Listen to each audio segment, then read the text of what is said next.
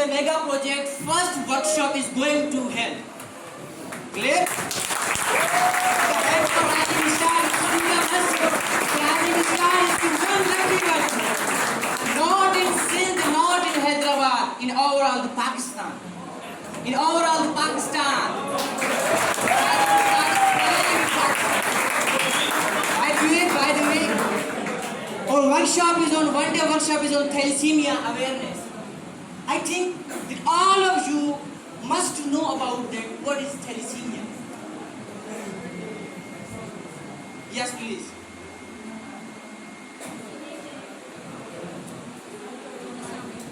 Thalassaemia जो है वो एक जेनेटिक डिसऑर्डर है जिसमें अगर मेंटल साइड की बात करें तो हमारा जो जीन होता है हीमोग्लोबिन का, उसमें हमारी प्रोटीन जो होती है अल्फा या बीटा, और अगर इसकी टाइप्स की बात करें तो अल्फा और बीटा के हिसाब से जो है वो मेजर और माइनर होते हैं। अगर नॉर्मली बात करें हॉस्पिटल साइड की तो इसमें हमारे आरबीसीज जो है वो कम हो जाते हैं, तो इसे थैलेसीमिया है। Jabardast. Yes, another one please. Another one. Yes, please. Yes, please. Thalassemia basically it is a genetic disorder.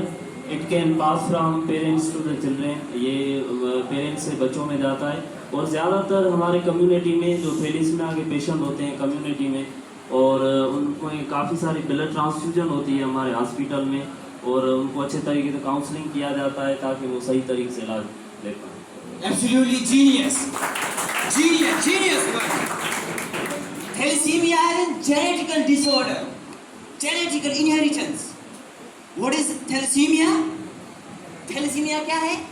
Genetical disorder है. Explain करने की जरूरत है मजीद इसको या I think करते हैं. अच्छा, thalassemia dear students, respected students, एक जेनेटिकल डिसऑर्डर है जो इंसान में पाया जाता है। किस चीज़ में? जीन्स में। ठीक है, जो क्या करता है कि हमारे बॉडी में जो रेड ब्लड सेल आरबीसी जिसके अंदर हेमोग्लोबिन पाया जाता है, न्यूक्लियस की जगह पर हेमोग्लोबिन पाया जाता है, हीम एंड दी ग्लोबिन जी, उसमें जाकर के क्या कर देता है, उसमें म्यूटेशन कराता है, जीन्स की म्यूटेशन कराता है, जिसकी वजह से हेमोग्लोबिन की डिस्ट्रक्शन बॉडी में स्टार्ट हो जाता है।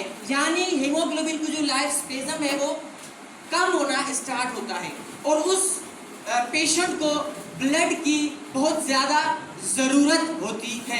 Have you got respected students? Thalassemia क्या है? जेनेटिकल डिसऑर्डर है। You know that there are two types of the genetical disorder. Number one is chromosomal and other one is yes please any one Mendelian disorder. क्या है? Chromosomal disorder, Mendelian disorder. अच्छा, chromosomal disorder में फिर further क्या है? Autosomal and sex linked disorder. Karyotype किसी ने सुना है? कैरियोटाइप? Yes please. कैरियोटाइप किसी ने कोई नाम? एनाटॉमिकल टर्म है कोई? मेडिकल टर्म है karyotype? Yes please. Yes yes.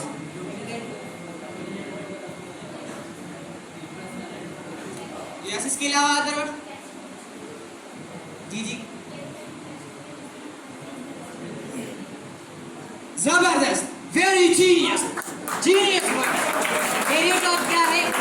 Just simple आप क्या करें, क्रोमोसोम्स की स्ट्रक्चर को आप माइक्रोस्कोप के जरिए देख लें और उस स्ट्रक्चर को ग्राफ की सूरत में लाएं।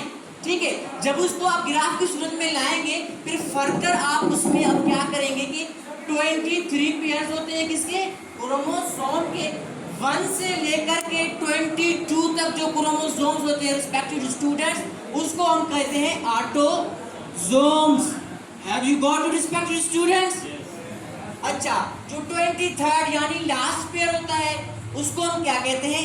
एलोसोम और sex chromosome. Have you got to respective students? अच्छा, थैलेसीमिया क्या कर रहा है? ये जो आपके जो ऑटोसोम्स है, इंसान में जो ऑटोसोम क्रोमोसोम्स होते हैं 1 से लेकर 22 तक, ठीक है, इन चीज़ों में आकर के ये ऑटोसोमल फिर फर्दर वहां जाकर के रेसेसिव क्या करता है? ऑटोसोमल एंड रेसेसिव डिस्ट्रक्शन करता है। रेसेसिव डिसऑर्डर है। 1 से लेकर 22 तक जो पेयर्स हैं वो ऑटोसोमल है। अच्छा, थैलेसीमिया 1 से लेकर के 22 तक ऑटोसोमल हो गया, वेरी गुड। उसके बाद जो मेंडेलियन थे हमारे पास, फिर मेंडेलियन में हमारे पास क्या थे, रिसेसिव एंड डोमिनेंट। तो इसी तरह जो क्रोमोसोम्स हैं इनमें there are 2 types of the thank you so much. ठीक है डियर स्टूडेंट्स, क्या है कि जो हमारे ऑटोसोम्स है थैलेसीमिया फर्दर फिर 2 टाइप्स का होता है। जैसे एक स्टूडेंट ने कहा था कि there are 2 types of thalassemia, alpha and beta. अच्छा जी, alpha and beta where from they come? Thank you very much, जबरदस्त। अच्छा, ये जो है हमारे पास क्या कहा था आपने, 19 और 11 तो ठीक है, वेरी गुड। अगर 19 की जगह और भाई कह रहा है 16 लगा दे तो वेरी ठीक है, जबरदस्त, यू आर राइट। ठीक है डियर स्टूडेंट, तो क्या कराता है कि ये अल्फा एंड फर्दर बीटा, ये दोनों टाइप्स होते हैं। अब ये जो चीज़ है हमारे पास जो हीमोग्लोबिन होती है, हीम एंड ग्लोबिन, ग्लोबिन जो डियर स्टूडेंट्स वो क्या किस चीज़ से बना होता है, प्रोटीन से। अच्छा, उस ग्लोबिन के अंदर फिर फर्दर चैन से 2 टाइप के, alpha and beta. She is very intelligent and you are also, all of you are very genius intelligence and you are representing the Rising Star Institute of Medicine, so kindly appreciate yourself। आप जिसको जवाब आ रहा हो तो कहीं response दे, ठीक है। अच्छा, तो ये चीज़ तो ग्लोबिन जो है हमारे पास उसमें 2 टाइप की फिर फर्दर क्या है, चेन से, alpha chain and beta chain. अच्छा, अब अल्फा चेन और बीटा चेन, अल्फा चेन जो है हमारे पास क्रोमोसोम नंबर किस चीज़ पर होता है स्टूडेंट, आपने कहा था 11, ठीक है। उसमें क्या करता है जो क्रोमोसोम है हमारा, इसमें 2 जीन्स होते हैं एंड 4 अलील्स होते हैं। अच्छा, अगर ये जो अल्फा जो है हमारे पास, इसमें जो 4 अलील्स होते हैं, इसमें से अगर किसी भी अलील में डिस्ट्रक्शन आ जाए, ठीक है, किसी भी अलील में डिस्ट्रक्शन आ जाए यानी वो टूट जाए, ठीक है, उसके बाद फिर दूसरा अलील है, तीसरा अलील है, चौथा अलील है, ये जो 3 अलील्स हैं वो उसका नॉर्मली काम कर लेते हैं। इसी तरह अगर 2 अलील्स टूट जाते हैं हमारे पास, फिर 3 अलील्स, फिर 4 अलील्स, ठीक है डियर स्टूडेंट्स। इसी तरह फिर हमारे पास बीटा चेन है, बीटा 1 की अगर अलील की, इसके में 2 अलील्स होते हैं, ठीक है। बीटा 1 अलील में अगर डिस्ट्रक्शन हो जाता है डियर स्टूडेंट्स, तो इसको हम कहते हैं माइनर थैलेसीमिया, ठीक है। अगर बीटा में दोनों अलील्स की डिस्ट्रक्शन हो जाए तो it means it is major 1 and the major 1 is the dangerous. Minor में भी, मुझ में भी हो सकता है, आप में भी हो सकता है, लेकिन हम में इतने साइन सिम्टम्स नजर नहीं आते, we have a lot of symptoms, ठीक है। लेकिन जो मेजर 1 होता है उसमें ब्लड ट्रांसफ्यूजन की बहुत ज़्यादा ज़रूरत होती है, बहुत ज़्यादा नीड होती है रिस्पेक्टेड स्टूडेंट्स, ठीक है स्टूडेंट्स। तो बीटा जो था उसकी वजह से जो मेजर काज हो गया। अगर ये था हमारे पास थैलेसीमिया, अवेयरनेस जो हमारे पास है, the most point is important point is, शादी से पहले आप थैलेसीमिया का टेस्ट लाजमी करना, ठीक है। थैलेसीमिया का टेस्ट आप शादी से पहले लाजमी करवाएं। मुमकिन है कि कपल्स जो है उन दोनों में से या किसी न एक को माइनर थैलेसीमिया हो, ठीक है। फिर वो माइनर थैलेसीमिया जब कपल्स जो मैरिज करेंगे उसके बाद जो ऑफस्प्रिंग्स आएंगे स्टूडेंट्स, दे कुड इवेंचुअली काज, उसमें क्या हो सकता है, मेजर थैलेसीमिया। और मेजर थैलेसीमिया आपको पता है कि कितना खतरनाक होता है, ठीक है जी स्टूडेंट्स। इसमें क्या होता है कि जो पेशेंट्स होते हैं उनको बहुत दिक्कत होती है सांस लेने में, बहुत मसला होता है। पता है क्यों? क्योंकि जो हेमोग्लोबिन जो है ना, ये दरअसल काम करता है ट्रांसपोर्टेशन, वेरी गुड, ऑक्सीजन की ट्रांसपोर्टेशन का काम कर रहा होता है, ठीक है। अब बॉडी में फिर ऑक्सीजन नहीं पहुंच पा रहा होता, टिश्यूज़ में, डिफरेंट ऑर्गन्स में जब ऑक्सीजन नहीं बन पा रहा होता है तो बॉडी के जो ऑर्गन्स है फिर वो क्या करते हैं, ओवरवर्क करते हैं। जब ये ओवरवर्क करते हैं तो क्या करते हैं, फिर उसमें ज़्यादा आरबीसीज बनाते हैं, लेकिन आरबीसी तो टूट रहा है, लेकिन वहाँ पर आयरन भी मौजूद होता है, ठीक है जी स्टूडेंट्स। ऊपर से हम ब्लड भी दे रहे होते हैं पेशेंट को, ब्लड ट्रांसफ्यूज भी कर रहे होते हैं हर वीक में, ठीक है, हर 1 से 2 वीक में उसको ब्लड ट्रांसफ्यूज भी कर रहे होते हैं। जाहिर है जो ब्लड उसमें एंटर हो रहा है उसमें जो आयरन मौजूद है वो बॉडी में ऑर्गन्स में जाएगा, यू कैन से स्प्लीन में गया, लीवर में गया, हार्ट में गया, ठीक है, स्प्लीन में जाकर के क्या कराएगा वो स्प्लीनोमेगली काज कराएगा, हार्ट में जाएगा, ठीक है। इसी तरह हमारे पास हेपाटोमेगली लीवर में काज कराएगा। यानी ये एक बहुत खतरनाक डेंजरस डिजीज है थैलेसीमिया, जिसमें अप्रॉक्सीमेटली जो पेशेंट्स बच्चे होते हैं वो 16, 17, 13, 15, 16, 17 के एज में they will died. रिसेंटली आज सुबह एक बच्चा था हमारा थैलेसीमिया के पेशेंट था जिसको ब्लड ट्रांसफ्यूज करते थे, आज सुबह बेचारा वो इज डाइड। बहुत यंग बच्चा था, बहुत खूबसूरत सा था, नौजवान सा, लेकिन वो बेचारा नहीं रह सका। किस वजह से? डिजीज़ की वजह से, ठीक है। दूसरी बात, कुछ हमारी भी खामियां होती हैं, कुछ कोताहियां होती हैं कि हम जो है टेस्ट वगैरह अपने थैलेसीमिया का टेस्ट जो है वो नहीं कराते, ठीक है जी स्टूडेंट्स।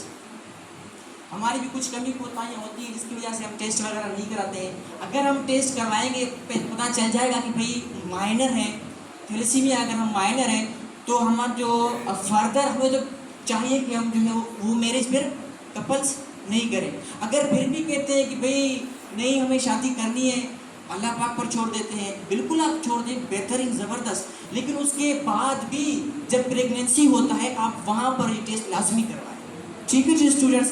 प्रेगनेंसी में आपको वो टेस्ट लाजमी करवाने हैं ताकि अगर जिस बच्चे को मेजर हो गया है या माइनर हो गया है, अगर माइनर हो गया है तो फर्दर इट कैन काज उनके जो ऑफस्प्रिंग होंगे उनमें काज कराए, अगर मेजर हो गया तो बेहतरीन तरीका यही है कि उसकी एबॉर्शन कराया जाए, ठीक है।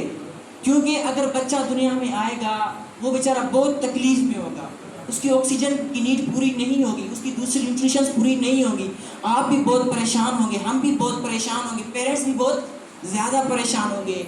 इवन सबसे पहली बात यह है कि हमारे जो रिश्तेदार होते हैं ना डियर स्टूडेंट्स, वो हमसे दूर होना स्टार्ट हो जाते हैं कि कहीं ये जो है हमसे ब्लड ना मांगे, कहीं लास्ट टाइम तो मैंने ब्लड दिया था, 1 हफ्ता पहले ब्लड दिया था, ये मेरे भाई से ब्लड मांग रहा है। सबसे पहले तो हमारे रिश्तेदार दूर होना स्टार्ट होते हैं, फिर दूसरे हमारे दोस्त वजह दूसरे हैं सब, यानी हमसे थैलेसीमिया की वजह से। इसका बेहतरीन तरीका यही होता है कि हम शुरू में जो है अपना थैलेसीमिया का टेस्ट लाजमी करवाएं कि either we are minor or not, ठीक है जी स्टूडेंट्स। अगर हम टेस्ट की बात करें तो डियर स्टूडेंट्स हमारे पास डायग्नोस्टिक टेस्ट में अगर कपल्स ने जो है वो शादी मैरिज कर लिया, ठीक है, कोई बात नहीं, करना तो नहीं चाहिए था, अगर फिर भी वो ज़रूरी कर रहे हैं, पहली बात तो ये है कि कोई नहीं करना चाहिए, ठीक है। हो सकता है क्या 25% चांसेस होते हैं, वो 25% जो चांसेस होते हैं वो बहुत ख़तरनाक चांसेस होते हैं। हमारे पास जो है वो 3 बच्चे हैं जिनको हम ब्लड ट्रांसफ्यूज कर रहे हैं, पता है क्या है, उनके पेरेंट्स हैं, फादर में भी माइनर थैलेसीमिया है, मदर में भी माइनर थैलेसीमिया, उनका एक बच्चा हुआ उसको थैलेसीमिया, दूसरा बच्चा हुआ थैलेसीमिया, तीसरा बच्चा हुआ थैलेसीमिया, थैलेसीमिया मेजर, तीनों को ब्लड ट्रांसफ्यूज किया जा रहा है, तीनों को ब्लड ट्रांसफ्यूज किया जा रहा है। अगर वो टेस्ट करवाते पहले, अब देखिए वो जो मेजर में बेचारे वो तो सर्वाइव तो नहीं कर पाएंगे ना, खुद भी बच्चे तकलीफ में हैं, पेरेंट्स भी इतनी तकलीफ में हैं, ठीक है डियर स्टूडेंट्स।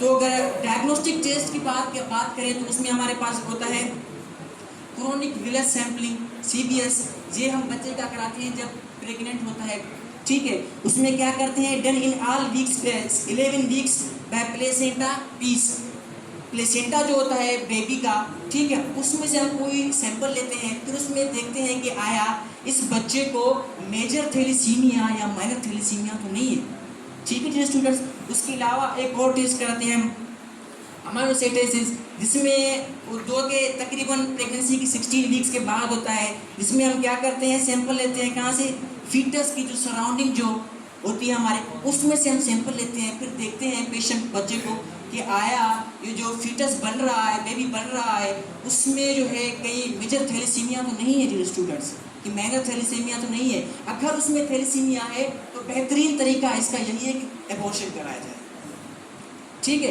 एबॉर्शन कराया जाए ताकि उस बच्चे को आगे दुनिया में तकलीफ ना हो, पेरेंट्स को भी तकलीफ ना हो, ठीक है। उसके बाद अगर हम बात करें तो दूसरी जो सबसे बड़ा पॉइंट जो है हमारा